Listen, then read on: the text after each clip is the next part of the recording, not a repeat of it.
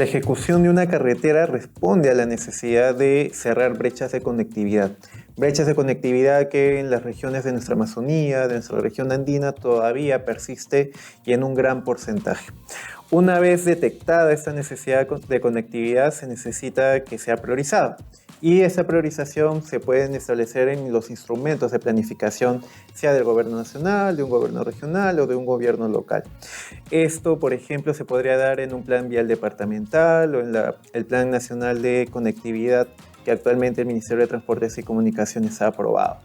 Ahora, una vez priorices este tipo de proyectos, están sujetos a un marco normativo. Este marco normativo es el de INVIARTP y el cual establece de que proyectos de este tipo deben encontrarse debidamente justificados en términos ambientales, en términos económicos, en términos sociales. Sin embargo, lo que hemos visto en la realidad es de que la priorización de este tipo de proyectos, más que responder a estos criterios, responden principalmente a intereses políticos, lo que deviene en la praxis que con la ejecución de este tipo de proyectos, los beneficios que inicialmente se encontraban previstos de que iban a generarse no se plasmen en la realidad, generando más perjuicios.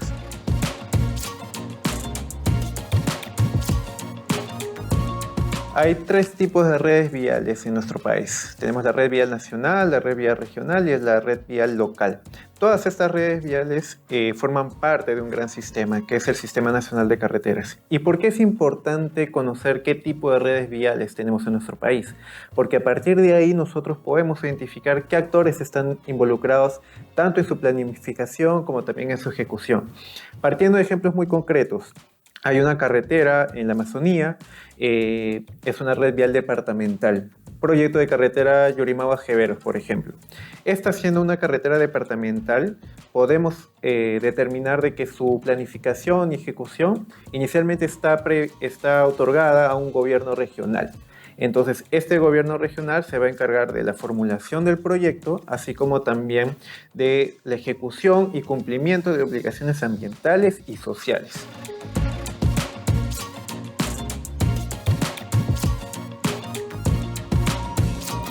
En principio sí, porque los planes viales departamentales, los planes viales locales, por ejemplo, buscan complementarse con las carreteras nacionales. Esto todo dentro del Sistema Nacional de Carreteras. Pero lo que sí hemos visto todavía es que hay una gran brecha de conectividad. En el caso de las redes viales regionales, por ejemplo, solamente el 13.2% de estas vías han sido pavimentadas, mientras que en el caso de las redes viales locales solamente un 1.7%. Con eso podemos ver de que todavía es necesario seguir ejecutando proyectos de conectividad, pero cuando hablamos de este tipo de proyectos no nos referimos necesariamente a carreteras. Los proyectos de conectividad atienden principalmente a cubrir esa brecha, pero mediante diversos tipos de proyectos de inversión, sea mediante carreteras, pero también mediante vía fluvial, mediante vía aérea y siempre bajo un correcto análisis de alternativas. Si yo ejecuto un proyecto de carretera en la Amazonía, por ejemplo, el impacto que puede tener una carretera en ese territorio en comparación con el impacto que puede tener, por ejemplo, en nuestra costa peruana, va a ser muy diferente porque responde a realidades distintas. Entonces, lo que las y los funcionarios de un gobierno regional, de un gobierno local, deben de procurar es de que se realice un correcto análisis de todas las variables que estén relacionadas a la formulación y a la ejecución de un proyecto de este tipo.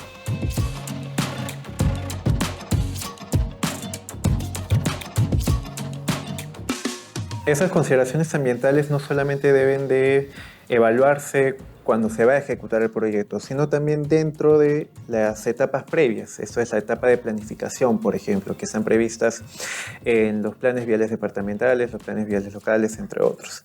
Una vez se ha planificado adecuadamente y evaluando el aspecto económico, ambiental y social, se pasa a la etapa de ejecución, que justamente implica ya el cumplimiento de obligaciones ambientales.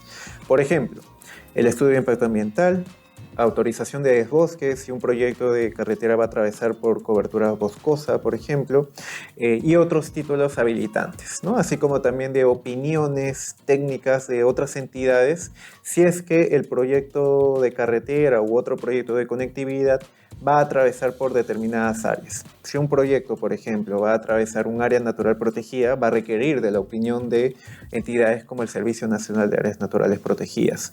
Si va a atravesar por un componente hídrico, va a requerir de la opinión de la Autoridad Nacional del Agua, y así sucesivamente, entre otras entidades. En el caso particular del proyecto de carretera Yurimao-Jeveros, lo que vimos es de que se ejecutó este proyecto de 72 kilómetros en su primer tramo sin el cumplimiento de sus obligaciones ambientales. ¿Qué obligaciones ambientales? La certificación ambiental y la autorización de desbosque.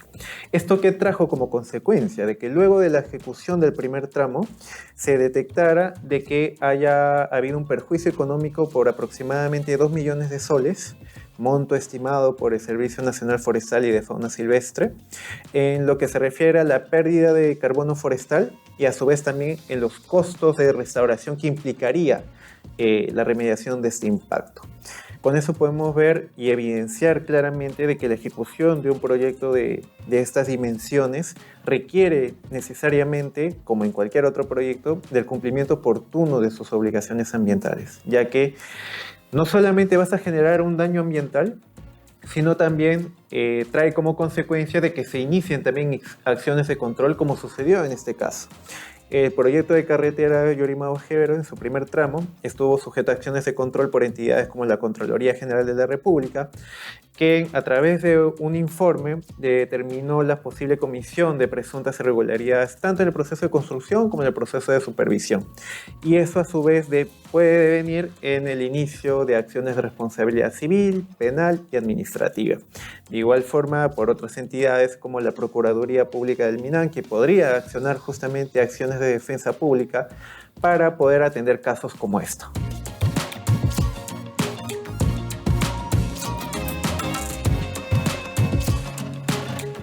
En primer lugar, debemos de tener en cuenta que los mecanismos de participación ciudadana siempre están presentes en proyectos de inversión.